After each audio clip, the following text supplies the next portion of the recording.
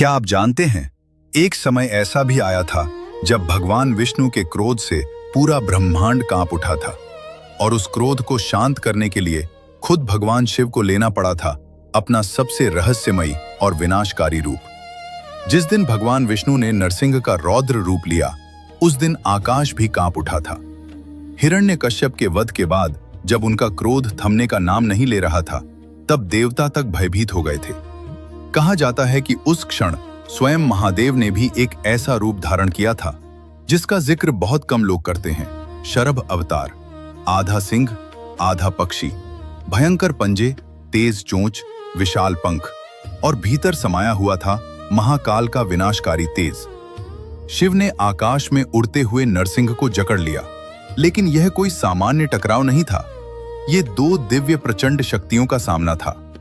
कथाओं के अनुसार शरभ का रूप नरसिंह के उग्र वेग को शांत करने आया था, लेकिन नरसिंह का क्रोध और भी बढ़ गया और तभी श्री विष्णु ने भी अपना एक और रहस्यमयी रूप प्रकट किया, गंडभेरुण।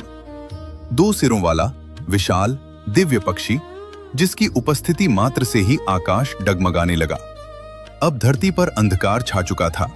देवता मौन थे, ऋषि स्तब्ध थे और ब्रह्मांड की ऊर्जा जैसे एक अनदेखी परीक्षा से गुजर रही थी।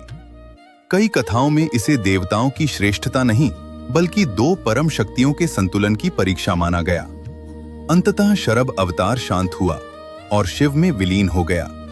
फिर गंडभेरुण रूप भी शांत होकर श्री विष्णु में समा गया और उसी क्षण ऐसा लगा जैसे सृष्टि ने फिर से सांस ली हो। लेकिन असली रहस्य यही है, यह युद्ध किसी विनाश के लिए नहीं था। यह था शक्ति, संतुलन और दिव्यता की सबसे बड़ी परीक्षा।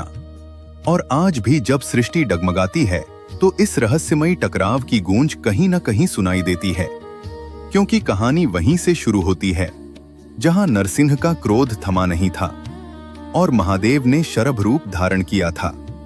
अगर आपको ऐसे रहस्यमयी और अद्भुत तथ्य पसंद हैं, तो अभी लाइक करें।